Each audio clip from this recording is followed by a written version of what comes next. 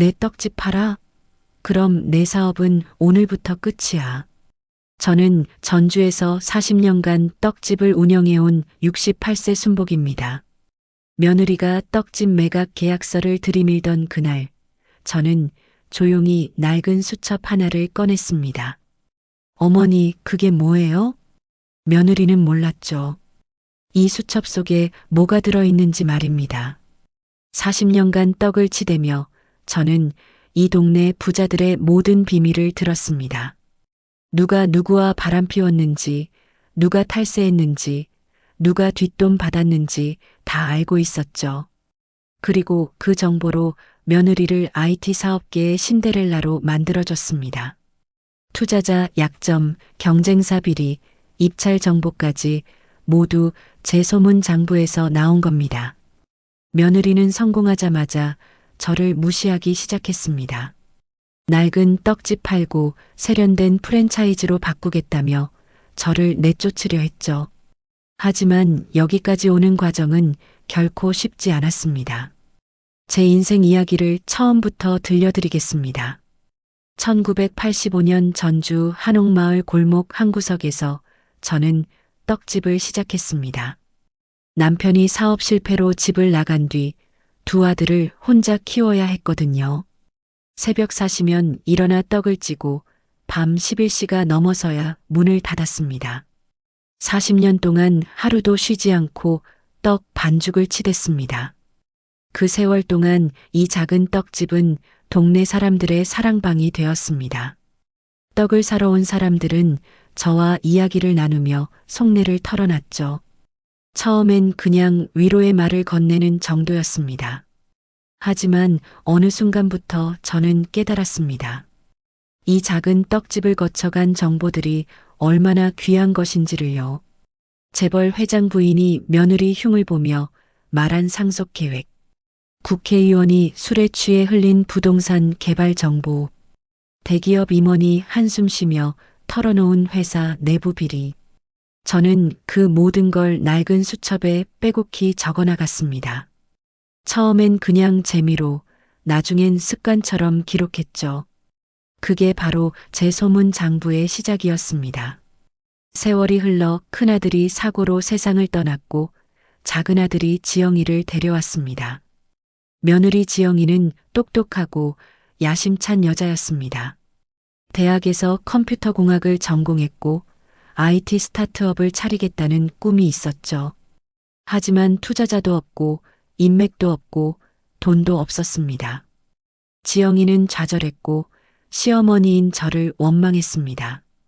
가난한 떡집 시어머니 때문에 자신의 꿈을 이룰 수 없다고 생각했죠. 그때 저는 결심했습니다. 40년간 모아온 제 소문 장부로 며느리를 도와주기로요. 며느리를 처음 만난 날이 아직도 생생합니다. 2019년 가을, 아들이 지영이 손을 잡고 떡집에 들어왔습니다. 어머니, 제 여자친구 소개합니다. 김지영이에요. 지영이는 깍듯하게 인사했지만 눈빛이 차가웠습니다. 저는 그 순간 알았죠. 이 여자는 떡집 시어머니를 탐탁지 않게 여긴다는 걸요. 결혼 후 지영이는 시댁 방문을 최대한 피했습니다. 명절에도 얼굴만 비추고 금방 돌아갔죠. 저는 섭섭했지만 내색하지 않았습니다. 며느리는 며느리일 뿐 제 딸이 아니니까요. 그런데 2021년 봄 상황이 바뀌었습니다. 지영이가 갑자기 떡집을 자주 찾아오기 시작한 겁니다. 어머님, 요즘 사업 준비하고 있어요. 조언 좀 구하고 싶어서요. 지영이는 AI 기반 부동산 중개 플랫폼을 만들고 싶어 했습니다. 하지만 투자자를 구하지 못해 발을 동동 구르고 있었죠. 저는 조용히 제 소문 장부를 펼쳤습니다. 그리고 지영이에게 말했습니다. 강남에 사는 이 회장님 아세요? 그분 만나보세요. 지영이는 의아해했습니다. 그분이 왜 저 같은 사람을 만나주겠어요? 저는 미소 지으며 대답했습니다. 이 회장님 아드님이 요즘 도박 빚 때문에 고민이 많으시거든요. 그 빚 해결책을 가지고 가보세요. 지영이는 눈이 휘둥그레졌습니다. 어머님이 어떻게 그런 걸 아세요? 저는 떡 반죽을 치대며 말했습니다. 40년 동안 떡집 하면서 안 들은 얘기가 없다니까요. 그날 이후 지영이는 제 말에 귀를 기울이기 시작했습니다. 제가 알려준 대로 이 회장을 만났고 아들 빚 문제 해결책을 제시했죠. 이 회장은 감동했고 지영이 사업에 5억을 투자했습니다. 그게 시작이었습니다. 저는 지영이에게 하나씩 정보를 흘려줬습니다. 어느 투자자가 세금 문제로 고민하는지, 어느 경쟁사가 내부 분열로 흔들리는지, 어느 관공서 공무원이 뒷돈을 받는지, 지영이는 그 정보들을 완벽하게 활용했습니다. 투자자들의 약점을 파고들어 투자를 받아냈고 경쟁사의 빈틈을 노려 시장을 장악했습니다. 3년 만에 지영이의 회사는 업계 1위로 올라섰습니다. 언론은 지영이를 IT 업계의 신데렐라라고 불렀죠. 하지만 아무도 몰랐습니다. 그 신데렐라의 마법이 떡집 할머니의 소문 장부에서 나왔다는 거리요. 이 과정에서 저를 도와준 사람이 한 명 있었습니다. 동네 부동산 중개업소를 운영하는 박 사장이었습니다. 박 사장은 55세로 저보다 13살 어렸지만 20년 지기 친구였습니다. 박 사장도 저처럼 동네 사람들의 비밀을 많이 알고 있었죠. 부동산 거래하면서 온갖 뒷이야기를 다 들으니까요. 저와 박 사장은 가끔 만나 정보를 교환했습니다. 순복 언니 요즘 한남동 재개발 얘기 들었어요? 아이고 그거 말이요. 내가 들은 바로는 말이요. 둘이서 수다 떨듯 정보를 나누는 게 일종의 취미였죠. 박 사장은 제가 며느리를 돕는 걸 알고 있었습니다. 순복 언니 며느리한테 너무 많이 줘버리는 거 아니요? 저는 웃으며 대답했습니다. 며느리가 잘 되는 게 우리 집안이 잘 되는 거 아니겠어? 하지만 박 사장은 고개를 저었습니다. 그래도 조심하세요. 사람이 돈 맛보면 변한다니까요. 그때는 박 사장 말을 대수롭지 않게 여겼습니다. 제 며느리가 그럴 리 없다고 믿었으니까요. 하지만 박 사장 말이 맞았습니다. 변화는 2024년 봄부터 시작되었습니다. 지영이 회사가 코스닥 상장에 성공한 직후였죠. 지영이는 그날 떡집에 들렀습니다. 하지만 예전처럼 제 말에 귀 기울이지 않았습니다. 어머님, 이제 저희 회사도 안정됐어요. 이제 혼자서도 잘할 수 있어요. 저는 그 말이 무슨 뜻인지 알아챘습니다. 이제 제 도움이 필요 없다는 거였죠. 그날 이후 지영이는 떡집 방문 횟수가 확 줄었습니다. 한 달에 한 번도 안 올 때가 많았죠. 명절에도 얼굴만 비추고 금방 떠났습니다. 어머니 죄송해요. 회사 일이 바빠서요. 저는 이해한다고 말했지만 속은 쓰렸습니다. 그해 여름 더 충격적인 일이 벌어졌습니다. 지영이가 언론 인터뷰에서 성공 비결을 묻는 질문에 이렇게 답한 겁니다. 저는 어려운 환경에서 자수성가했습니다. 도와주는 사람 하나 없이 혼자 힘으로 여기까지 왔어요. 저는 그 인터뷰 기사를 읽고 손이 떨렸습니다. 도와주는 사람 하나 없이요? 3년 동안 제가 준 정보가 몇 개인데요? 아들에게 전화를 걸었습니다. 야, 너거 지영이가 인터뷰에서 한 말 봤냐? 아들은 멋쩍게 웃었습니다. 어머니, 모 회사 이미지 때문에 그런 거예요. 너무 신경 쓰지 마세요. 저는 화가 났지만 꾹 참았습니다. 며느리가 성공하는 게 중요하지 제가 드러나는 게 중요한 건 아니니까요. 하지만 그해 가을 참을 수 없는 일이 벌어졌습니다. 지영이가 떡집에 나타나 폭탄 선언을 한 겁니다. 어머님 좋은 소식이 있어요. 저는 떡을 빚으며 물었습니다. 무슨 소식인데? 지영이는 밝게 웃으며 말했습니다. 대기업에서 저희 회사 인수 제안이 들어왔어요. 무려 500억이에요. 저는 축하한다고 말했습니다. 그러면 좋은 기라. 축하한다, 며느라. 하지만 지영이의 다음 말에 저는 얼어붙었습니다. 그래서 말인데요, 어머님. 이제 떡집을 정리하시는 게 어떨까요? 저는 손에 들고 있던 떡을 떨어뜨렸습니다. 뭐라고? 떡집을 정리하라고? 지영이는 태연하게 말을 이어갔습니다. 어머님도 이제 일은 가까이 되셨잖아요. 힘드실 텐데 이참에 쉬세요. 제가 생활비 넉넉히 드릴게요. 저는 화가 치밀어 올랐습니다. 야, 이 떡집이 뭔지 아냐?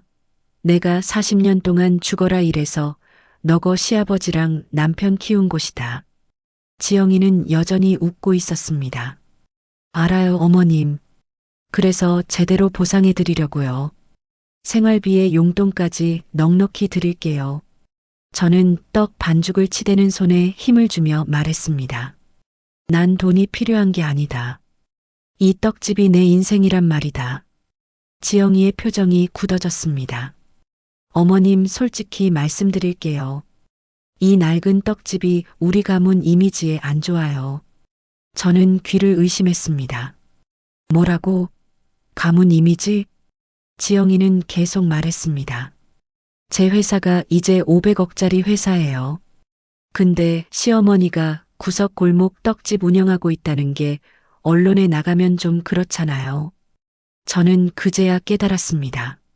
며느리가 저를 부끄러워한다는 걸요. 40년 떡집이 가문에 먹칠한다고 생각한다는 걸요. 저는 차가운 목소리로 말했습니다. 그래서 어쩌자는 거냐? 지영이는 서류 봉투를 꺼내 테이블에 올려놓았습니다. 떡집 자리가 좋아요. 여기 프랜차이즈 떡카페 차리면 대박 날 거예요. 저희 회사가 인수해서 리모델링 할게요. 저는 서류를 펼쳐봤습니다. 매각가 5억 원이라고 적혀 있었습니다. 지영이는 덧붙였습니다. 시세보다 2억 더 드리는 거예요. 어머님, 충분히 여생 편하게 사실 수 있어요. 저는 서류를 집어던졌습니다. 당장 나가. 지영이는 당황했습니다. 어머님, 왜 그러세요? 저는 떡 반죽을 힘껏 내리쳤습니다. 내 떡집에서 당장 나가란 말이다. 지영이는 서류를 챙겨나가면서 차갑게 말했습니다. 어머님, 이건 시대 흐름이에요. 언젠간 받아들이셔야 해요. 문이 쾅 닫혔습니다. 저는 주저앉아 눈물을 흘렸습니다. 40년 인생이 통째로 부정당한 기분이었습니다. 그날 이후 며느리의 태도는 더욱 나빠졌습니다. 일주일 후 아들이 떡집에 찾아왔습니다. 어머니, 지영이 말 좀 들어주시면 안 돼요? 저는 떡을 찌면서 대답하지 않았습니다.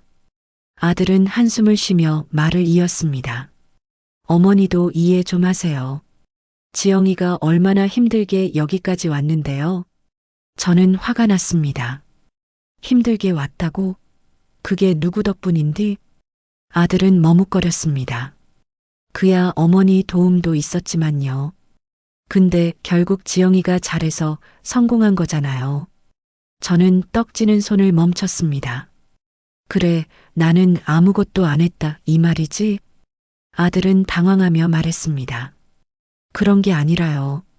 어머니, 이제 나이도 있으시고 쉬시는 게 좋지 않을까 해서요. 저는 아들을 똑바로 쳐다봤습니다. 너도 지영이 편이구나? 아들은 아무 말도 하지 못했습니다. 그날 아들이 떡집을 나간 후 저는 혼자 밤새 울었습니다. 40년 동안 자식들 뒷바라지하느라 죽어라 일했는데 이제 쓸모없다고 버려지는 기분이었습니다. 며느리의 공격은 계속되었습니다. 한 달 후 지영이가 부동산 중개업자를 데리고 떡집에 나타났습니다. 어머님 안 계시네요? 그럼 우리끼리 둘러봅시다. 저는 그때 안쪽 창고에서 떡을 정리하고 있었습니다. 중개업자가 말했습니다. 여기 입지 정말 좋네요. 리모델링만 하면 대박이겠는데요. 지영이가 대답했습니다. 그죠? 빨리 계약 진행하고 싶은데 시어머니가 고집이 세서요. 중개업자가 웃으며 말했습니다. 나이 드신 분들이 다 그렇죠. 설득하셔야죠, 뭐. 지영이가 한숨을 쉬었습니다. 그게 쉽지가 않아요. 낡은 떡집에 목숨 거셔서요. 저는 그 말을 듣고 문을 벌컥 열었습니다. 야, 이것이 남의 집에 와서 함부로 말하지 마라. 지영이와 중개업자가 깜짝 놀랐습니다. 어머님 계셨어요? 저는 중개업자를 가리키며 소리쳤습니다. 당장 나가. 나 살아있는 동안 이 떡집은 절대 안 판다. 중개업자는 황급히 떡집을 빠져나갔습니다. 지영이는 차가운 눈빛으로 저를 쳐다봤습니다. 어머님, 언제까지 이러실 거예요?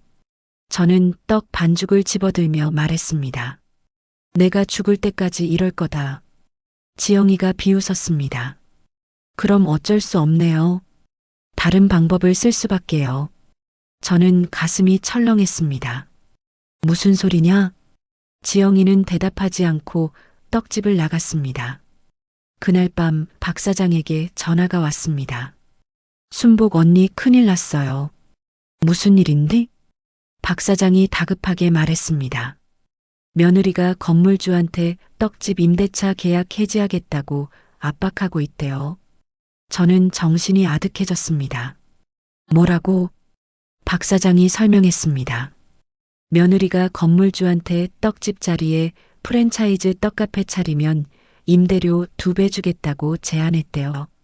저는 주저앉았습니다. 건물주가 뭐래요? 박 사장이 한숨을 쉬었습니다. 아직 결정 안 했대요. 근데 솔직히 돈 앞에 장사 없잖아요. 언니 각오하셔야 할 것 같아요.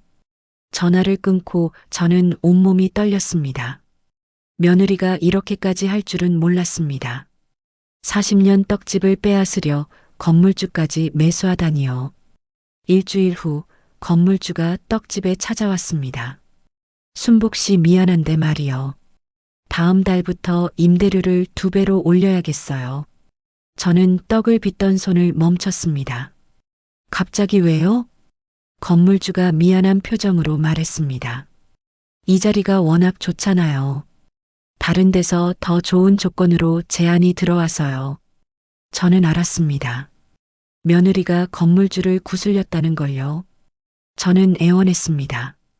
사장님, 저 40년 동안 여기서 장사했어요. 제발 좀 봐주세요. 건물주가 고개를 저었습니다. 나도 장사하는 사람이라 어쩔 수 없어요. 2배 못 내시면 나가셔야죠. 건물주가 떡집을 나간 후 저는 계산을 해봤습니다. 현재 월세가 200만 원인데 2배면 400만 원입니다. 떡 장사로는 월세조차 감당할 수 없는 금액이었습니다. 저는 머리를 감싸쥐었습니다.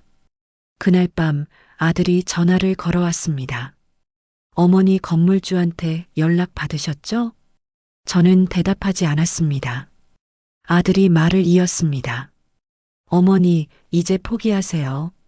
지영이가 준비한 조건 나쁘지 않잖아요. 5억 받고 편하게 사세요. 저는 목이 메었습니다. 너는 내 편이 아니냐? 아들이 한숨을 쉬었습니다. 어머니 편도 중요하지만 제 가정도 중요해요. 지영이랑 싸우면서 살 수는 없어요. 전화가 끊어졌습니다.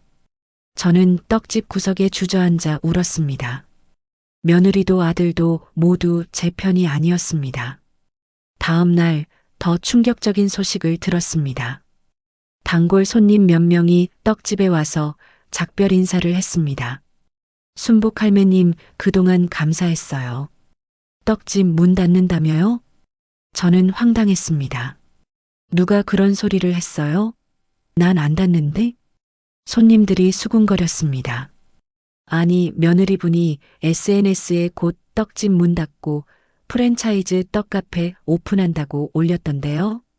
저는 정신이 아득해졌습니다. 며느리가 제 허락도 없이 떡집 폐업을 기정사실화한 겁니다. 저는 부들부들 떨리는 손으로 휴대폰을 꺼냈습니다. 며느리 SNS를 확인해 보니 정말로 떡집 자리에 프랜차이즈 떡카페를 오픈한다는 홍보 게시물이 올라와 있었습니다. 댓글엔 축하 인사가 가득했습니다. 와, 대박이에요. 기대됩니다. 드디어 세련된 떡카페가 생기네요. 저는 휴대폰을 던져버리고 싶었습니다. 그날 오후 박 사장이 떡집에 찾아왔습니다. 순복 언니 괜찮아요? 저는 눈물을 닦으며 말했습니다. 어떡하면 좋겠어? 다들 나를 내쫓으려고 해. 박 사장이 제 손을 잡았습니다. 언니 이제 포기하는 게 나을 것 같아요. 며느리한테 이길 수 없어요. 저는 고개를 저었습니다. 싫어, 난 안 져. 40년 인생을 이렇게 끝낼 수는 없어. 박 사장이 한숨을 쉬었습니다. 근데 언니 무슨 수가 있어요? 저는 잠시 침묵했습니다. 그리고 천천히 입을 열었습니다. 수가 있긴 있지. 박 사장이 눈을 크게 떴습니다. 무슨 수요? 저는 안방으로 들어가 낡은 수첩을 꺼내왔습니다. 박 사장 앞에 수첩을 펼쳐 보이며 말했습니다. 이 장부 속에 며느리 약점이 다 들어있어. 박 사장이 수첩을 들여다봤습니다. 그리고 얼굴이 하얗게 질렸습니다. 언니 이거 진짜예요? 저는 고개를 끄덕였습니다. 3년 동안 며느리한테 정보 주면서 나도 며느리 뒷조사를 했어. 며느리가 어떻게 사업했는지 다 기록했지. 수첩 속엔 며느리의 불법적인 사업 관행들이 빼곡히 적혀 있었습니다. 투자자 협박, 경쟁사 기밀 유출, 탈세 의혹, 뇌물 제공까지요. 박 사장이 떨리는 목소리로 물었습니다. 언니 이거 쓰실 거예요? 저는 수첩을 꼭 쥐고 말했습니다. 며느리가 날 끝까지 몰아붙이면 난 이걸 쓸 수밖에 없지. 박 사장이 걱정스럽게 말했습니다. 근데 언니 그러면 아들도 같이 피해보는 거 아니에요? 저는 눈물을 흘렸습니다. 알아, 근데 어떡하겠어? 나도 살아야지. 그날 밤 저는 수첩을 펼쳐놓고 밤새 고민했습니다. 이 수첩을 쓰면 며느리는 파멸할 겁니다. 하지만 아들도 함께 무너질 거예요. 며느리 회사가 무너지면 아들의 인생도 끝나니까요. 저는 갈등했습니다. 복수를 할 것인가 아니면 그냥 떡집을 포기할 것인가. 하지만 다음 날 아침 결정적인 사건이 벌어졌습니다. 며느리가 떡집 앞에 공사 펜스를 쳐버린 겁니다. 떡집 문 앞에 공사 예정 현수막까지 걸렸습니다. 저는 그 현수막을 보고 이를 악물었습니다. 좋아 며느라. 내가 원하는 대로 해주마. 저는 수첩을 가방에 넣고 박 사장에게 전화를 걸었습니다. 박 사장 나 결심했어.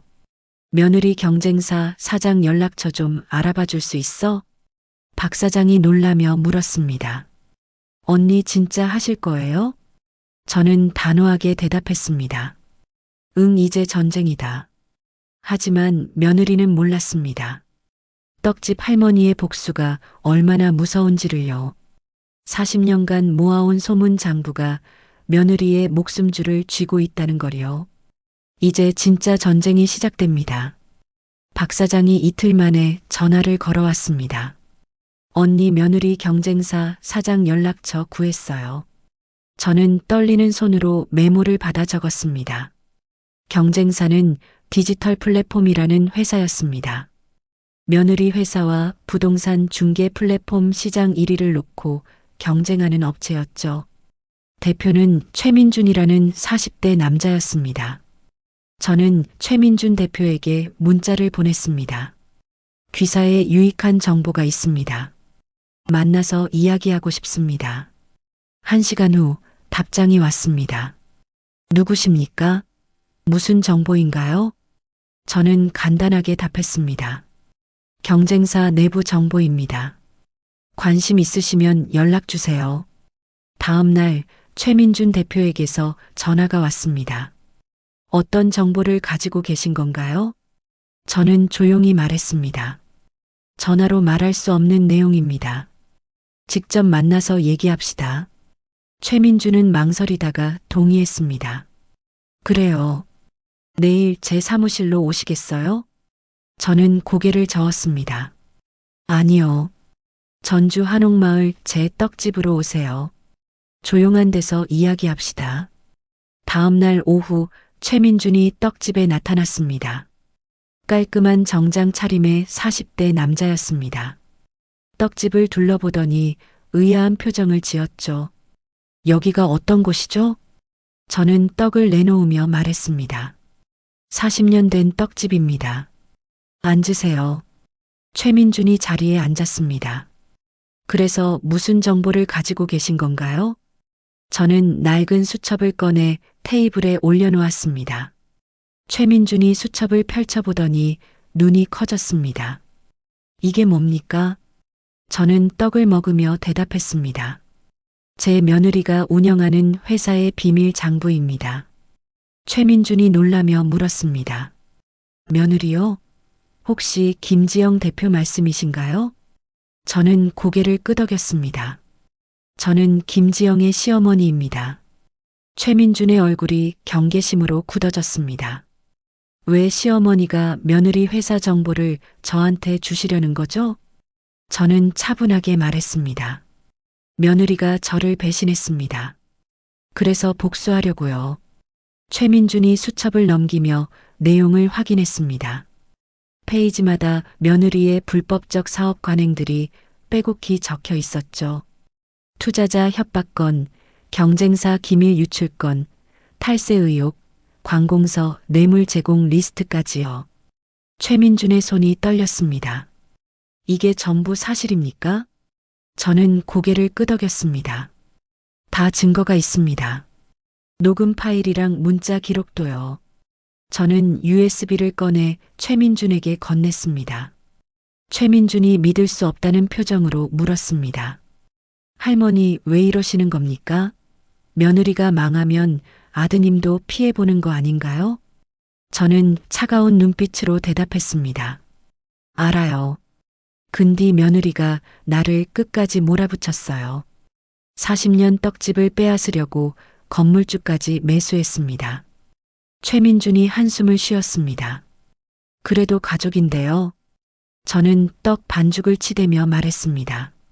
며느리가 먼저 가족을 저버렸습니다. 이젠 내 차례입니다. 최민준이 수첩을 덮었습니다. 이 정보로 뭘 하길 원하시는 겁니까? 저는 또렷하게 말했습니다. 며느리 회사를 무너뜨리세요. 이 정보면 충분할 겁니다. 최민준이 잠시 고민하더니 말했습니다. 할머니 이거 쓰면 김지영 대표는 완전히 끝나는 겁니다. 정말 괜찮으세요? 저는 망설임 없이 대답했습니다. 괜찮습니다. 시작하세요. 최민준이 수첩과 USB를 가방에 넣었습니다. 알겠습니다. 일주일 안에 움직이겠습니다. 최민준이 떡집을 나간 후 저는 주저앉았습니다. 손이 떨렸습니다. 제가 방금 무슨 짓을 한 건지 실감이 났습니다. 며느리를 파멸시키는 복수의 스위치를 누른 겁니다. 박 사장이 걱정스럽게 물었습니다. 언니 진짜 괜찮아요? 저는 눈물을 닦으며 말했습니다. 이미 엎질러진 물이요. 돌이킬 수 없지. 사흘 후 최민준에게서 전화가 왔습니다. 할머니 정보 확인했습니다. 전부 사실이네요. 저는 떡을 빚으며 대답했습니다. 그래서 어쩔 거예요? 최민준이 말했습니다. 일단 김지영 대표 회사 투자자들한테 몇 가지 정보를 흘렸습니다. 탈세 의혹이랑 뇌물 제공건이요. 저는 가슴이 두근거렸습니다. 투자자들 반응이 어떻던가요? 최민준이 냉소적으로 웃었습니다. 발칵 뒤집혔죠. 지금 김지영 대표한테 해명 요구하고 난리입니다. 저는 수화기를 꽉 쥐었습니다. 그래서 며느리가 뭐래요? 최민준이 대답했습니다.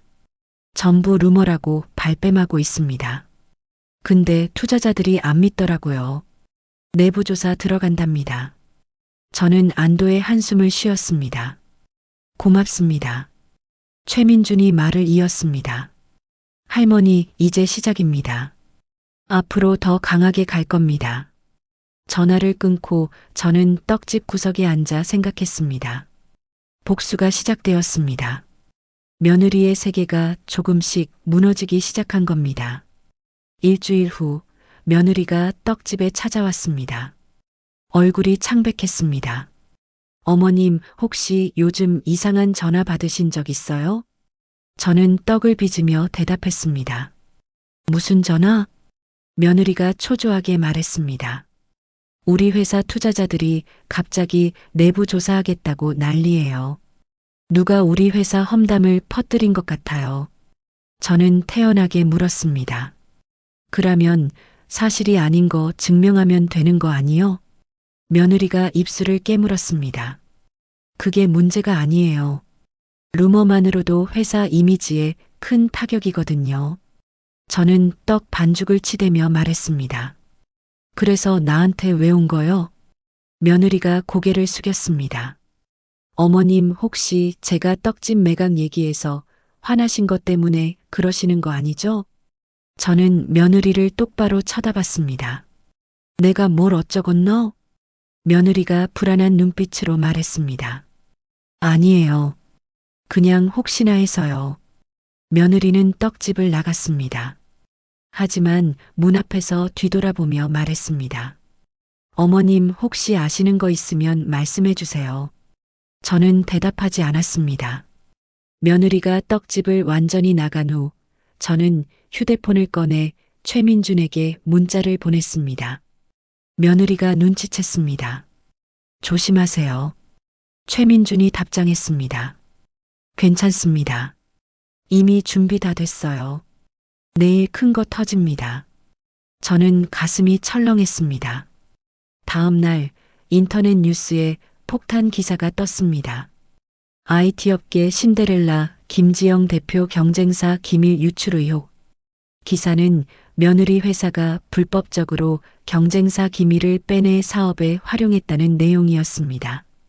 구체적인 날짜와 방법까지 상세히 적혀 있었죠. 저는 그 기사를 읽으며 손이 떨렸습니다. 제 소문 장부에 적힌 내용이 그대로 기사화된 겁니다. 오후에 박 사장이 떡집에 달려왔습니다. 언니 뉴스 봤어요? 며느리 회사 난리 났대요. 저는 고개를 끄덕였습니다. 박 사장이 걱정스럽게 물었습니다. 언니가 한 거예요? 저는 잠시 침묵하다가 대답했습니다. 그래. 박 사장이 한숨을 쉬었습니다. 언니 이제 며느리한테 들킬 거예요. 저는 떡 반죽을 치대며 말했습니다. 들키면 어쩔 수 없지. 이미 시작한 일이요. 그날 저녁 아들이 떡집에 달려왔습니다. 얼굴이 창백했습니다. 어머니 지영이 회사 큰일 났어요. 저는 떡을 빚으며 물었습니다. 무슨 일인데? 아들이 다급하게 말했습니다. 경쟁사 기밀 유출 의혹으로 검찰 조사 들어간대요. 투자자들도 발을 빼고 있고요. 저는 태연한 척했습니다. 그러면 사실이 아니라고 해명하면 되는 거 아니냐? 아들이 머리를 감싸쥐었습니다. 그게 문제가 아니에요. 증거가 있대요. 누가 우리 회사 내부 정보를 다 빼낸 것 같아요. 저는 가슴이 쿵 내려앉았습니다. 누가 그런 짓을 했건너? 아들이 저를 의심스럽게 쳐다봤습니다. 어머니 혹시 아시는 거 있어요? 저는 떡 반죽을 계속 치대며 말했습니다. 내가 뭘 알건너? 난 떡이나 빚는 할매인데. 아들이 한숨을 쉬며 떡집을 나갔습니다. 문 앞에서 뒤돌아보며 말했습니다. 어머니 지영이가 어머니 의심하고 있어요. 혹시 어머니가 복수하려고 그러시는 거 아니냐고요. 저는 차가운 목소리로 대답했습니다. 내가 그럴 능력이 있어 보이냐? 아들은 아무 말 없이 떡집을 나갔습니다. 다음 날 오전 며느리가 떡집에 나타났습니다. 눈이 충혈되어 있었습니다. 밤새 잠을 못 잔 것 같았죠. 어머님 솔직하게 말씀해 주세요. 어머님이 하신 거죠? 저는 떡을 찌면서 대답했습니다. 뭘 내가 했다는 거요? 며느리가 소리쳤습니다. 어머님만 우리 회사 내부 정보를 다 알고 있어요. 어머님이 경쟁사한테 정보 넘긴 거 맞죠? 저는 떡 뚜껑을 열며 말했습니다. 증거가 있냐? 며느리가 말문이 막혔습니다. 저는 떡을 접시에 담으며 말을 이었습니다. 며느라, 내가 경쟁사 사장 알기나 하냐? 내가 그런 능력이 있어 보이냐? 며느리가 눈물을 흘렸습니다. 그럼 대체 누가 이런 짓을 한 거예요? 저는 차갑게 대답했습니다. 나쁜 짓 하고 다니면 언젠간 들키는 법이제. 며느리가 얼굴이 하얗게 질렸습니다. 어머님도 저 믿어주지 않으시는 거네요. 저는 떡을 며느리 앞에 내밀었습니다. 떡이나 먹고 가거라. 속 쓰리제. 며느리는 떡을 밀쳐내고 떡집을 뛰쳐나갔습니다. 박 사장이 떡집 뒷문으로 들어오며 물었습니다. 며느리 갔어요? 저는 고개를 끄덕였습니다. 박 사장이 걱정스럽게 말했습니다. 언니 며느리가 언니 의심하고 있어요. 조심해야 해요. 저는 떡 반죽을 치대며 말했습니다. 괜찮아. 증거가 없으면 어쩔 수 없지. 그날 오후 최민준에게서 전화가 왔습니다. 할머니 2차 공격 준비됐습니다. 저는 떨리는 목소리로 물었습니다. 뭔디? 최민준이 설명했습니다. 김지영 대표가 투자 받을 때 투자자들을 협박한 증거를 언론에 넘길 겁니다. 녹음 파일이랑 문자 기록 있잖아요. 저는 주저했습니다. 그러면 며느리는 완전히 끝나는 거 아니요? 최민준이 차갑게 말했습니다. 그게 목적 아니었습니까? 할머니 지금 흔들리시는 겁니까? 저는 눈을 감았습니다. 아니요. 계속하세요. 최민준이 말했습니다. 내일 아침 기사 나갑니다. 준비하세요. 전화를 끊고 저는 떡집 바닥에 주저앉았습니다. 복수가 생각보다 빠르게 진행되고 있었습니다. 며느리의 세계가 무너지는 속도가 너무 빨랐습니다. 저는 두려웠습니다. 하지만 멈출 수 없었습니다. 이미 시작된 복수는 끝을 향해 달려가고 있었으니까요. 다음 날 아침 인터넷이 발칵 뒤집혔습니다. IT업계 신데렐라 김지영 대표 투자자 협박 정황 포착. 기사엔 며느리가 투자 받을 때 투자자들의 약점을 이용해 협박했다는 내용이 상세히 나와 있었습니다. 녹음 파일까지 공개되었죠. 며느리 목소리가 또렷하게 들렸습니다. 이 회장님, 아드님 도박 빚 얘기 언론에 나가면 곤란하시죠? 투자 결정 다시 생각해 보세요. 저는 그 녹음을 들으며 가슴이 철렁했습니다. 제가 며느리한테 알려준 정보를 며느리가 협박에 쓴 겁니다. 그 증거가 이제 세상에 공개된 거죠. 오전 10시 며느리 회사 앞에 기자들이 몰려들었습니다. 며느리는 기자회견을 열었습니다. 전부 사실무근입니다. 악의적인 루머에 불과합니다. 하지만 기자들은 날카로운 질문을 쏟아냈습니다. 녹음 파일은 어떻게 설명하시겠습니까? 투자자들을 협박한 게 사실 아닙니까? 며느리는 대답하지 못하고 기자회견장을 빠져나갔습니다. 오후에 더 충격적인 뉴스가 터졌습니다. 김지영 대표 회사 탈세 의혹 세무조사 착수. 세무서가 며느리 회사를 전격 조사하기 시작한 겁니다. 재소문 장부에 적힌 탈세 정황들이 국세청에 제보된 거였죠. 며느리 회사 주가가 폭락했습니다. 투자자들이 줄줄이 투자금 회수를 요구했습니다. 며느리 회사는 하루아침에 위기에 빠졌습니다. 저녁에 아들이 떡집에 찾아왔습니다. 눈물을 흘리고 있었습니다. 어머니 지영이가 거의 미쳐가고 있어요. 회사가 완전히 무너지고 있어요. 저는 떡을 빚으며 물었습니다. 그래서 아들이 무릎 꿇고 애원했습니다. 어머니 제발 도와주세요. 어머니만 도와주실 수 있어요. 저는 차가운 목소리로 말했습니다. 내가 어떻게 도와주냐? 난 떡이나 빚는 할매인데. 아들이 울부짖었습니다. 어머니 제발요. 지영이가 죽을 것 같아요. 저는 떡 반죽을 힘껏 내리쳤습니다. 며느리가 나한테 뭘 해줬는데? 날 무시하고 떡집 빼앗으려 했잖냐. 아들이 충격받은 얼굴로 저를 쳐다봤습니다. 어머니, 진짜 어머니가 하신 거예요? 저는 대답하지 않았습니다. 아들이 떨리는 목소리로 말했습니다. 어머니, 어떻게 이러실 수 있어요? 우리 가족인데요. 저는 냉정하게 대답했습니다. 며느리가 먼저 가족을 저버렸다. 아들은 떡집을 나가며 소리쳤습니다. 어머니 이러시면 저도 어머니 용서 못해요. 문이 쾅 닫혔습니다. 저는 주저앉아 눈물을 흘렸습니다. 다음 날 며느리가 떡집에 나타났습니다. 무릎 꿇고 들어왔습니다. 어머님 제발 용서해 주세요. 저는 떡을 빚으며 대답했습니다. 뭘 용서하라는 거요? 며느리가 울먹이며 말했습니다. 어머님 말씀이 맞았어요. 제가 어머님을 무시했어요. 떡집 빼앗으려 한 것도 잘못했어요. 저는 떡 반죽을 계속 치댔습니다. 이제 와서 그런 소리 하면 뭐하냐? 며느리가 바닥에 머리를 찧었습니다. 어머님 제발 도와주세요. 어머님만 저를 살리실 수 있어요. 저는 차가운 눈빛으로 며느리를 내려다봤습니다. 내가 어떻게 도와주냐? 며느리가 떨리는 목소리로 말했습니다. 어머님이 경쟁사한테 넘긴 정보 다시 회수해 주세요. 제발이요.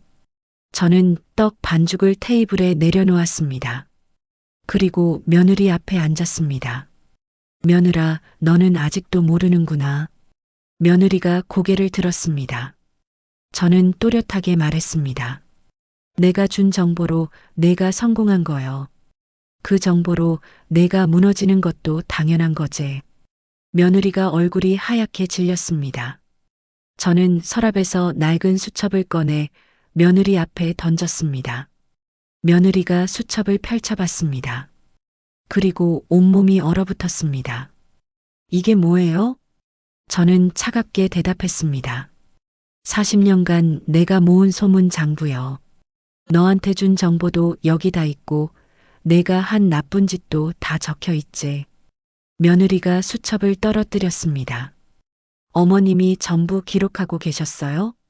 저는 고개를 끄덕였습니다. 그래, 3년 동안 너한테 정보 주면서 나도 너를 관찰했지. 내가 그 정보로 뭘 했는지 다 알고 있어. 며느리가 울부짖었습니다. 그럼 어머님이 처음부터 저를 이용한 거예요? 저는 손사래를 쳤습니다. 아니요. 처음엔 진짜 도와주고 싶었지. 근데 내가 날 배신했잖냐. 며느리가 바닥에 주저앉았습니다. 저는 며느리를 내려다보며 말했습니다. 며느라, 이게 바로 떡 반죽의 힘이요. 40년 동안 떡 치대면서 모은 정보가 너를 만들었고 너를 무너뜨린 거지. 며느리가 고개를 들었습니다. 눈에서 눈물이 주르륵 흘러내렸습니다. 어머님, 이제 어떻게 하면 돼요? 저는 차가운 목소리로 대답했습니다. 이미 늦었어. 내가 심은 대로 거두는 거지. 다음 날 며느리 회사는 파산 위기에 몰렸습니다. 투자자들이 전부 손을 떼었고 세무조사 결과 수억 원의 탈세가 적발되었습니다. 검찰 수사도 시작되었죠. 며느리는 회사 대표직에서 물러났습니다. 언론은 며느리를 IT 업계에 몰락한 신데렐라라고 조롱했습니다. 며느리가 떡집에 찾아왔습니다. 완전히 초췌한 모습이었습니다. 어머님, 이제 다 끝났어요. 회사도 잃었고 명예도 잃었어요. 저는 떡을 빚으며 대답했습니다. 그래서 며느리가 무릎 꿇고 말했습니다. 어머님 말씀이 다 맞았어요. 제가 교만했어요. 떡집을 무시한 게 잘못이었어요. 저는 떡 반죽을 치대며 말했습니다. 이제야 정신 차렸구나. 며느리가 바닥에 머리를 찧었습니다. 어머님 제발 용서해 주세요. 다시 기회를 주세요. 저는 며느리를 일으켜 세웠습니다. 그리고 조용히 말했습니다. 며느라 용서는 해줄 수 있지. 근데 조건이 있어. 며느리가 고개를 들었습니다. 무슨 조건이요? 저는 떡집을 둘러보며 말했습니다. 여기서 나랑 같이 떡 빚어. 밑바닥부터 다시 배워. 며느리가 눈물을 흘렸습니다. 알겠습니다, 어머님. 뭐든 하겠어요. 일주일 후 며느리는 떡집에서 일하기 시작했습니다. 새벽 4시에 일어나 떡을 찌고 밤 10시까지 청소했습니다. 떡 반죽을 치대는 며느리의 손은 물집투성이었죠. 동네 사람들이 며느리를 보며 수군거렸습니다. 저 여자가 그 유명한 IT 회사 사장 아니었어? 맞아. 근디 망해서 시어머니 떡집에서 일하고 있대. 며느리는 고개를 숙이고 묵묵히 일했습니다. 어느 날 박 사장이 떡집에 들러 저에게 조용히 말했습니다. 언니 며느리 많이 달라졌네요. 저는 떡을 빚으며 대답했습니다. 그래야지. 밑바닥부터 배워야 사람이 되는 거지. 박 사장이 웃으며 말했습니다. 언니 복수 제대로 하셨네요. 저는 고개를 저었습니다. 복수가 아니요. 교육이지. 한 달 후 며느리의 손이 떡 반죽에 익숙해졌습니다. 떡도 제법 잘 빚게 되었죠. 어느 날 며느리가 저에게 물었습니다. 어머님 떡을 빚으면서 느낀 게 있어요. 뭔디? 며느리가 떡 반죽을 치대며 말했습니다. 떡 반죽이 사람 인생이랑 비슷한 것 같아요. 힘껏 치대야 쫄깃해지고 정성껏 빚어야 모양이 예쁘고요. 저는 며느리를 보며 미소 지었습니다. 이제야 깨달았구나. 며느리가 눈물을 흘렸습니다.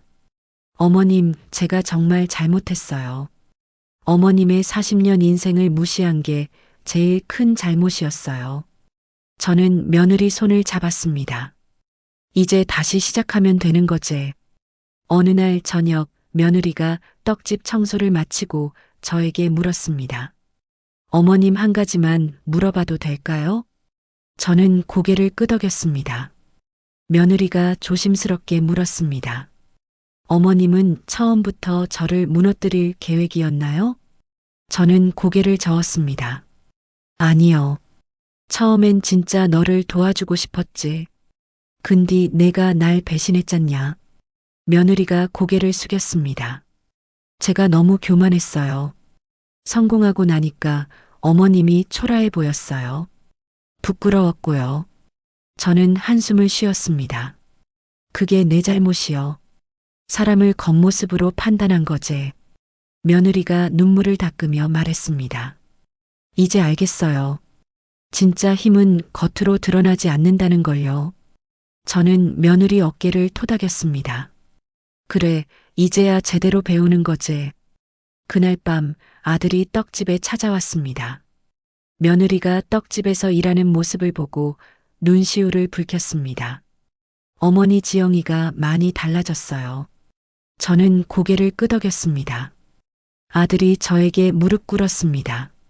어머니, 저도 잘못했어요. 어머니 편을 들지 않은 거요. 저는 아들을 일으켜 세웠습니다. 괜찮다. 내 와이프 편 드는 게 당연한 거지. 아들이 눈물을 흘렸습니다. 어머니 감사합니다. 어머니 덕분에 지영이가 다시 태어났어요. 저는 떡집을 둘러보며 말했습니다. 이제 우리 가족 새로 시작하는 거지. 떡집 할머니의 복수는 완벽했습니다. 며느리는 무릎 꿇었고 모든 것을 잃었습니다. 하지만 진짜 이야기는 이제부터입니다. 과연 이 가족은 다시 회복할 수 있을까요? 그리고 순복 할머니의 진짜 마음은 무엇이었을까요? 석 달이 흘렀습니다. 며느리는 이제 떡집 일에 완전히 익숙해졌습니다. 새벽 4시면 저보다 먼저 일어나 떡을 찌기 시작했죠. 손님들도 며느리를 인정하기 시작했습니다. 지영 씨, 떡 솜씨가 제법 있네? 시어머니한테 제대로 배웠네. 며느리는 고개를 숙이고 웃었습니다. 아직 멀었어요. 어머님 따라가려면 한참 더 배워야죠. 어느 날 저녁 하루 일을 마치고 며느리가 저에게 물었습니다. 어머님, 한 가지 궁금한 게 있어요. 뭔디? 며느리가 낡은 수첩을 가리켰습니다. 어머님은 언제부터 소문 장부를 쓰기 시작하셨어요? 저는 수첩을 쓰다듬으며 말했습니다. 1985년부터제. 며느리가 놀라며 물었습니다. 40년 전부터요? 왜 시작하신 거예요? 저는 잠시 침묵하다가 입을 열었습니다. 그때 남편이 사업 실패로 집을 나갔어. 빚쟁이들이 매일 집에 찾아왔지. 며느리가 숨을 죽이고 들었습니다. 저는 이야기를 이어갔습니다. 두 아들을 혼자 키워야 했어. 근디 돈이 없었지. 그때 떡집을 시작했어. 며느리가 조심스럽게 물었습니다. 그래서 소문 장부를요? 저는 고개를 끄덕였습니다. 처음엔 그냥 동네 사람들 이야기를 듣는 게 재밌었어. 떡을 사러 오는 사람들이 속내를 다 털어놓더라고. 저는 수첩을 펼쳤습니다. 그러다가 어느 날 깨달았지. 이 정보들이 돈이 될 수도 있다는 걸 말이지. 며느리가 눈을 크게 떴습니다. 저는 설명을 이어갔습니다. 1990년대에 이 동네에 재개발 얘기가 돌았어. 근디 나만 알고 있었지. 떡 사러 온 구청 공무원이 술 취해서 말한 거였어. 며느리가 숨을 죽였습니다. 저는 그 정보로 작은 건물 하나를 샀어. 헐값에 말이지. 그리고 3년 후에 재개발이 시작됐고 나는 그 건물을 팔아서 큰 돈을 벌었어. 며느리가 놀라며 말했습니다. 그럼 어머님이 부자이신 거예요? 저는 고개를 저었습니다. 부자까진 아니지. 근디 아들들 대학 보내고 군대 보내고 결혼시킬 정도는 됐어. 며느리가 깨달은 듯 말했습니다. 그럼 어머님이 우리 결혼식 비용 다 내신 게요? 저는 고개를 끄덕였습니다. 그래, 5천만 원이었지. 다 내가 소문 장부로 번 돈이요. 며느리가 눈물을 흘렸습니다. 어머님, 제가 몰랐어요. 어머님이 그렇게 대단하신 분인 줄요. 저는 며느리 손을 잡았습니다. 대단한 게 아니지. 그냥 살아남으려고 발버둥 친 거요. 저는 과거 이야기를 계속했습니다. 2000년대 들어서 이 동네가 관광지로 유명해지기 시작했어. 떡집에 오는 사람들도 많아졌지. 며느리가 고개를 끄덕였습니다. 저는 말을 이어갔습니다. 그때부터 재벌들, 정치인들, 유명인들이 떡집에 오기 시작했어. 관광 온 김에 들르는 거지. 며느리가 놀라며 물었습니다. 그런 분들이 떡집에 오셨어요? 저는 웃으며 대답했습니다. 그래, 한옥마을 구경하다가 떡 냄새 맡고 들어오는 거지. 그 사람들도 떡 앞에서는 그냥 평범한 사람들이더라고. 며느리가 궁금한 듯 물었습니다. 그 사람들도 비밀을 말하나요? 저는 고개를 끄덕였습니다. 그렇지. 떡집이라는 공간이 사람을 편하게 만드나 봐. 떡 먹으면서 온갖 얘기를 다 하더라고. 저는 수첩을 넘기며 말했습니다. 여기 봐라. 이건 2010년에 적은 거요. 국회의원이 부동산 비리한 얘기지. 며느리가 수첩을 들여다봤습니다. 저는 설명했습니다. 이건 2015년 재벌 회장 상속 계획. 이건 2018년 대기업 임원 내부 거래 정보. 며느리가 감탄하며 말했습니다. 어머님, 이건 보물이에요. 엄청난 가치가 있는 정보들이에요. 저는 수첩을 덮으며 말했습니다. 알아, 근디 나는 함부로 안 썼어. 정말 필요할 때만 조심스럽게 썼지. 며느리가 물었습니다. 왜요? 돈을 많이 벌 수도 있었을 텐데요. 저는 며느리를 똑바로 쳐다보며 말했습니다. 돈보다 중요한 게 신뢰제. 이 동네 사람들이 나를 믿고 비밀을 털어놓는 거요. 그 신뢰를 배신하면 안 되는 거지. 며느리가 고개를 숙였습니다. 제가 바로 그걸 몰랐어요. 어머님의 신뢰를 배신한 거죠. 저는 며느리 손을 꽉 잡았습니다. 그래, 내가 내 신뢰를 배신했어. 그래서 내가 화가 났던 거지. 저는 깊은 한숨을 쉬었습니다. 사실 너한테 소문장부를 쓰게 한 건 나도 잘못이요. 며느리가 고개를 들었습니다. 저는 설명했습니다. 너한테 정보를 주면서 나도 욕심이 생겼어. 우리 며느리가 성공하는 게 자랑스러웠거든. 며느리가 눈물을 흘렸습니다. 저는 말을 이었습니다. 근데 내가 성공하고 나서 날 무시하기 시작했어. 그게 제일 아팠지. 며느리가 울먹이며 말했습니다. 어머님 정말 죄송해요. 제가 너무 교만했어요. 저는 며느리를 일으켜 안았습니다. 괜찮아. 이제 다 지나간 일이지. 며느리가 제 품에서 울었습니다. 저는 며느리 등을 토닥이며 말했습니다. 며느라, 이제 우리 다시 시작하자. 떡집도 살리고 우리 가족도 회복하고. 며느리가 고개를 끄덕였습니다. 알겠어요, 어머님. 이제 제대로 배우겠어요. 그날 밤 저는 소문장부를 불에 태웠습니다. 며느리가 놀라며 말했습니다. 어머님 왜 태우세요? 그 귀한 정보를요. 저는 불타는 수첩을 보며 말했습니다. 이제 필요 없어. 이 장부가 우리 가족을 망칠 뻔했지. 이제 끝내는 거요. 며느리가 눈물을 흘리며 불타는 수첩을 바라봤습니다. 40년의 비밀이 연기가 되어 사라졌습니다. 하지만 제 마음은 가벼워졌습니다. 이제 진짜 새로운 시작을 할 수 있을 것 같았습니다. 다음 날 아침 며느리가 떡집에 일찍 나왔습니다. 손에 편지 한 통을 들고 있었습니다. 어머님, 이거 읽어주세요. 저는 편지를 받아 읽기 시작했습니다. 사랑하는 어머님께, 저는 그동안 제가 얼마나 큰 잘못을 저질렀는지 깊이 반성하고 있습니다. 어머님의 40년 인생을 무시했고 떡집을 부끄러워했으며 어머님의 도움을 당연하게 여겼습니다. 제가 성공한 건 제 능력이 아니라 어머님의 지혜와 정보 덕분이었습니다. 그걸 인정하지 않고 오히려 어머님을 내쫓으려 했던 제가 부끄럽습니다. 이제 저는 알았습니다. 진짜 힘은 겉으로 드러나지 않는다는 것을요. 떡 반죽을 치대는 어머님의 손에 40년의 지혜가 담겨 있다는 것을요. 앞으로 평생 어머님께 효도하며 살겠습니다. 사랑하는 며느리 지영 올림. 저는 편지를 읽고 눈물을 흘렸습니다. 며느리를 꽉 안아주었습니다. 고맙다 며느라. 이제 진짜 우리 가족이지.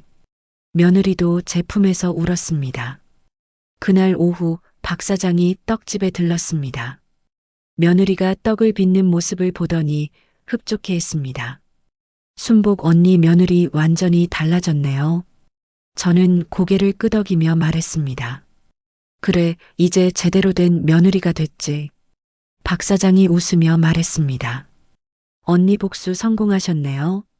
며느리를 완전히 길들이셨어요. 저는 고개를 저었습니다. 복수가 아니요. 교육이었어. 며느리가 사람 노릇 제대로 배우게 한 거지. 박 사장이 진지하게 물었습니다. 그래도 마음 한구석은 아프지 않아요? 저는 잠시 침묵했습니다. 그러고는 솔직하게 대답했습니다. 아프제. 며느리가 무너지는 걸 보는 게 쉽지 않았어. 근디 그래야 정신 차릴 것 같았어. 박 사장이 제 손을 잡았습니다. 언니 잘하셨어요. 때로는 가족에게도 엄격해야 하는 법이에요. 저는 떡집을 둘러보며 말했습니다. 이제 다시 시작이지. 떡집도 살리고 며느리도 제대로 키우고. 박 사장이 웃으며 말했습니다. 언니가 있으면 뭐든 다 되죠. 그날 저녁 아들이 떡집에 찾아왔습니다. 며느리와 함께 떡을 빚고 있는 저를 보더니 환하게 웃었습니다. 어머니 감사합니다. 지영이가 완전히 달라졌어요. 저는 떡을 빚으며 말했습니다. 내 와이프 잘 챙겨라. 힘들어하고 있을 거요. 아들이 고개를 숙였습니다. 어머니, 저도 잘못했어요. 어머니 편을 들지 않았던 거요. 저는 아들을 일으켜 세웠습니다. 괜찮다. 와이프 편 드는 게 맞는 거제. 근데 이제 어머니도 좀 챙겨라. 아들이 눈물을 흘리며 제게 절했습니다. 어머니 앞으로 잘하겠습니다. 저는 아들을 일으켜 안아주었습니다. 한 달 후 며느리는 떡집 일에 완전히 익숙해졌습니다. 손님들도 며느리를 좋아했습니다. 어느 날 며느리가 저에게 제안했습니다. 어머님, 제가 떡집 온라인 마케팅을 해보면 어떨까요? 저는 고개를 갸우뚱했습니다. 온라인 마케팅이 뭔디? 며느리가 설명했습니다. 인터넷으로 떡집을 홍보하는 거예요. 제가 IT 쪽은 잘 아니까요. 저는 잠시 고민하다가 동의했습니다. 좋아, 한번 해봐라. 근디 조심해서 해라. 허황된 소리는 하지 말고. 며느리가 환하게 웃었습니다. 알겠어요, 어머님. 정직하게 홍보할게요. 며느리는 떡집 SNS 계정을 만들었습니다. 매일 떡 만드는 과정을 사진으로 찍어 올렸죠. 순박한 할머니와 며느리가 함께 떡을 빚는 모습이 화제가 되었습니다. 댓글이 쏟아졌습니다. 와, 진짜 정성스럽게 만드시네요. 꼭 가보고 싶어요. 가족이 함께 일하는 모습이 아름다워요. 한 달 만에 떡집 매출이 2배로 늘었습니다. 전국 각지에서 손님들이 찾아왔습니다. 며느리가 신이 나서 말했습니다. 어머님, 대박이에요. 주문이 밀려서 떡이 부족할 지경이에요. 저는 웃으며 말했습니다. 그러면 더 열심히 빚어야지. 며느리와 저는 새벽부터 밤까지 떡을 빚었습니다. 힘들었지만 행복했습니다. 며느리가 더 이상 저를 무시하지 않았고 저도 며느리를 진짜 딸처럼 대했습니다. 어느 날 저녁 며느리가 저에게 말했습니다. 어머님, 저 이제 행복해요. 회사 운영할 때보다 훨씬 더요. 저는 며느리 손을 잡았습니다. 그래, 이게 진짜 행복이지. 돈이 많아서 행복한 게 아니라 마음이 편해서 행복한 거지. 며느리가 고개를 끄덕였습니다. 어머님 말씀이 맞아요. 이제야 알겠어요. 반년이 흘렀습니다. 떡집은 전주에서 가장 유명한 맛집이 되었습니다. 방송국에서 취재 요청이 들어왔습니다. 저와 며느리가 함께 떡을 빚는 모습이 TV에 방영되었죠. 방송 후 떡집 앞에 줄이 늘어섰습니다. 며느리는 손님들을 친절하게 대했습니다. 더 이상 교만하지 않았고 겸손했습니다. 어느 날 며느리의 옛 투자자가 떡집을 찾아왔습니다. 김지영 대표님, 오랜만입니다. 며느리가 정중하게 인사했습니다. 안녕하세요. 이제 저는 대표가 아니에요. 그냥 떡집 며느리예요. 투자자가 놀라며 말했습니다. 대표님, 회사 다시 안 하실 건가요? 제가 투자할 용의가 있습니다. 며느리가 고개를 저었습니다.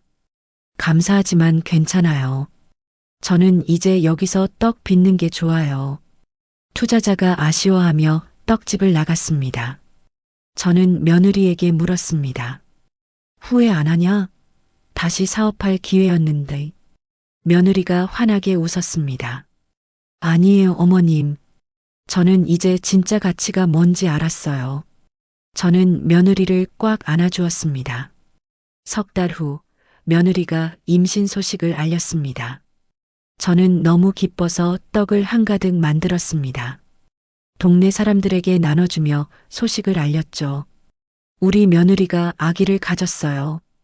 동네 사람들이 축하해 주었습니다. 며느리는 임신 중에도 떡집 일을 도왔습니다. 저는 며느리를 말렸습니다. 며느라, 이제 쉬어라. 아기 생각해야지. 하지만 며느리는 고개를 저었습니다. 괜찮아요, 어머님. 저는 일하는 게 좋아요. 저는 며느리에게 제안했습니다. 그러면 떡집 확장하는 게 어떻겠냐? 며느리가 눈을 반짝이며 물었습니다. 확장이요? 저는 설명했습니다. 옆 가게가 비었어. 거기 빌려서 떡집을 크게 만들면 어떻겠냐? 며느리가 신이 나서 말했습니다. 좋아요. 제가 설계 같은 거 도와드릴게요. 저와 며느리는 떡집 확장 공사를 시작했습니다. 옛날 떡집 분위기는 그대로 살리면서 깨끗하고 넓게 만들었죠. 2달 후 새로운 떡집이 문을 열었습니다. 동네 사람들이 다 모여 축하해 주었습니다. 떡집 간판에는 이렇게 적혀 있었습니다. 순복할매 떡집 마이너스 40년 전통, 며느리가 이어갑니다. 며느리가 간판을 보며 눈물을 흘렸습니다. 어머님 감사해요. 제 이름도 넣어주시고요. 저는 며느리 손을 잡았습니다. 이제 우리 같이 하는 거지. 내가 이어받아야지. 며느리가 고개를 끄덕였습니다. 알겠어요, 어머님. 40년 전통 제대로 이어갈게요. 개업식 날 박 사장이 축하 화환을 들고 왔습니다. 순복 언니 대박이네요. 며느리랑 완전 화합했네요. 저는 웃으며 말했습니다. 그래, 이제 진짜 가족이지. 박 사장이 조용히 물었습니다. 언니 후회 안 해요? 며느리를 그렇게까지 몰아붙인 거요. 저는 잠시 생각하다가 대답했습니다. 후회 안 해. 그래야 며느리가 정신 차렸지. 교만을 꺾고 겸손을 배웠어. 박 사장이 고개를 끄덕였습니다. 역시 언니는 지혜롭네요. 저는 떡집을 둘러보며 말했습니다. 지혜가 아니라 경험이지. 40년 살면서 배운 거요. 사람은 밑바닥을 겪어야 진짜 성장한다는 거. 박 사장이 웃으며 말했습니다. 언니 떡집이 이제 전주 명물이 됐어요. 저는 고개를 끄덕였습니다. 그래, 근데 중요한 건 떡집이 아니지. 우리 가족이 다시 하나가 된 게 중요한 거지. 그날 저녁 아들 가족이 떡집에 모였습니다. 함께 떡을 먹으며 웃고 떠들었습니다. 며느리가 제 손을 잡으며 말했습니다. 어머님 사랑해요. 저는 며느리를 꽉 안아주었습니다. 나도 사랑한다, 며느라. 40년 떡집이 새로운 생명을 얻은 순간이었습니다. 1년이 흘렀습니다. 며느리는 건강한 아들을 낳았습니다. 손자 이름은 민준이었습니다. 저는 민준이를 안고 떡집을 돌아다녔습니다. 우리 민준이 할매 떡 냄새 맡아봐라. 손자가 깔깔 웃었습니다.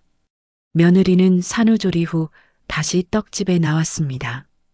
아기를 업고 떡을 빚었죠. 손님들이 그 모습을 보며 감탄했습니다. 정말 정성스럽네요. 3대가 함께하는 떡집이네요. 며느리가 환하게 웃었습니다. 저는 뒤에서 그 모습을 보며 흡족해했습니다. 이제 며느리는 완전히 달라졌습니다. 교만하지 않고 겸손했습니다.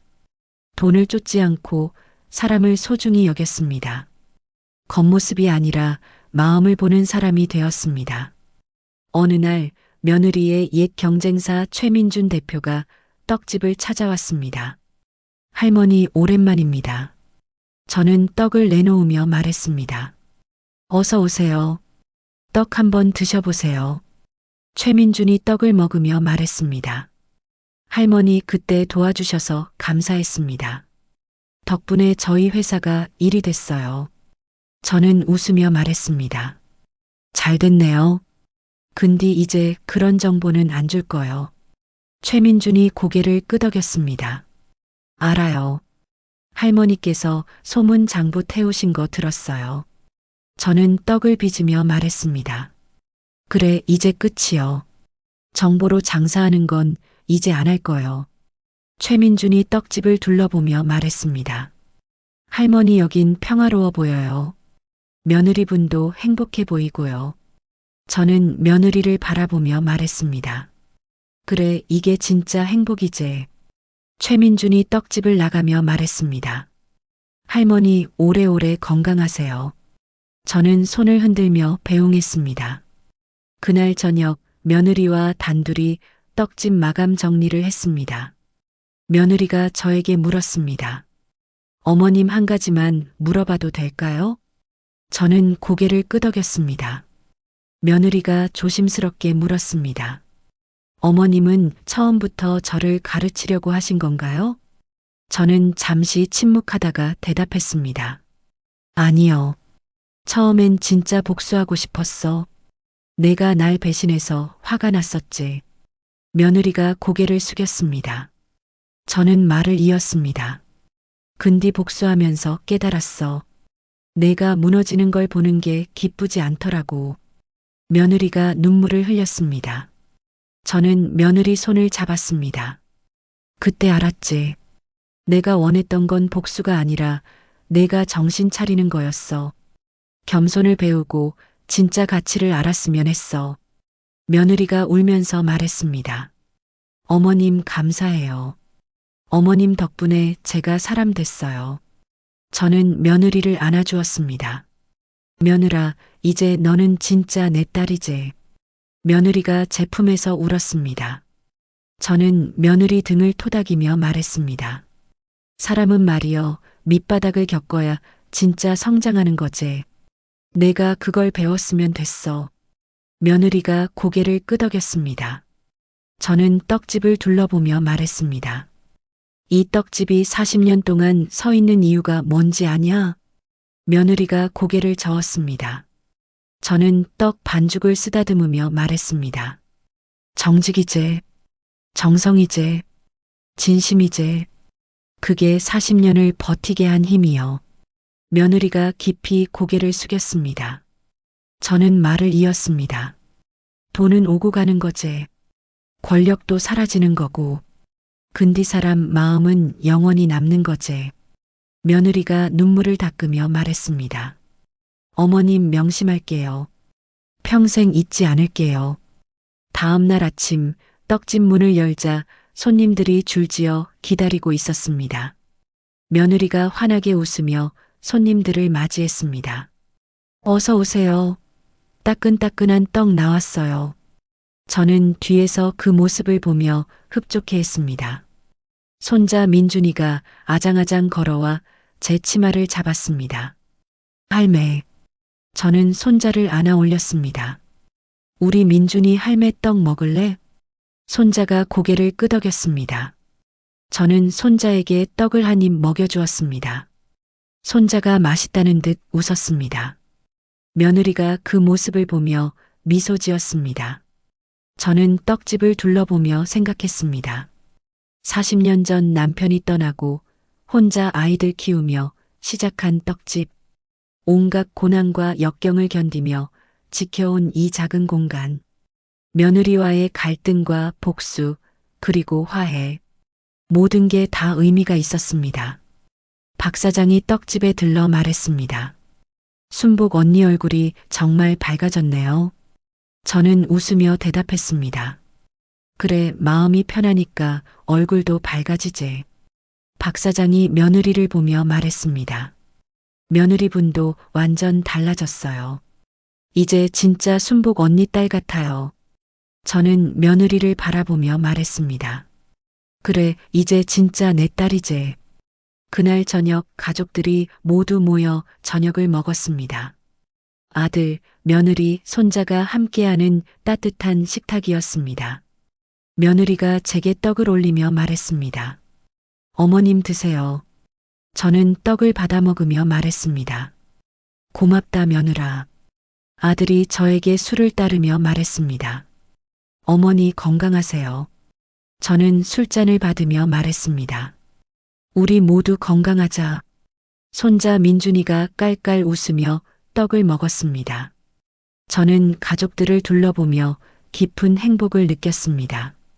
이게 바로 제가 40년 동안 원했던 것이었습니다.